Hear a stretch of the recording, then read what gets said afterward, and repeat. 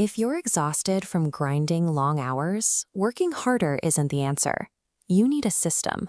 An upfront investment of time can replace thousands of hours of mindless physical effort with automated leverage. Take two neighboring farmers.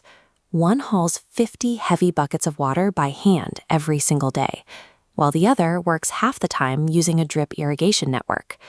The bucket method is a manual workflow loop. Your output is tied directly to your physical input. If the farmer stops walking, the water stops flowing. When a drought hits, the instinct is to just hustle harder and carry more buckets. But the human body has a physical ceiling. Eventually, it breaks. To escape this trap, you have to intentionally stop the manual loop. You trade immediate output to construct a pipeline instead. Once the system is built, it delivers water automatically to the roots. Your results are finally decoupled from your continuous manual labor. The hours you save are then reinvested into strategic planning, which creates far more value than mindless physical work. By stopping to build that infrastructure, our exhausted farmer reduced a brutal 6-hour daily chore to a completely automated 20 minutes. How do some people work half the hours but get double the results? The secret is leverage, because relying on maximum physical effort has a strict biological limit. Take two farmers.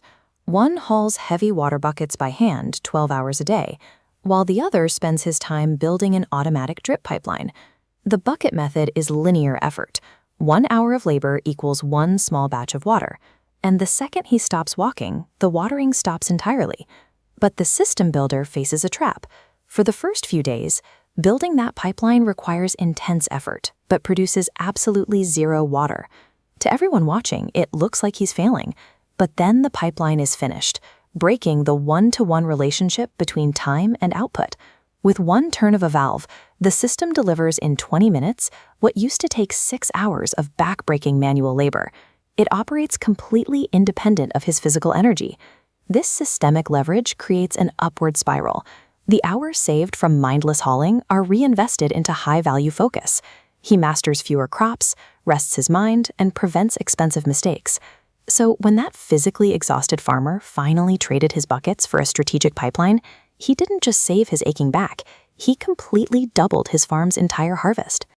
Why does strategic leverage always beat raw, exhausting hustle?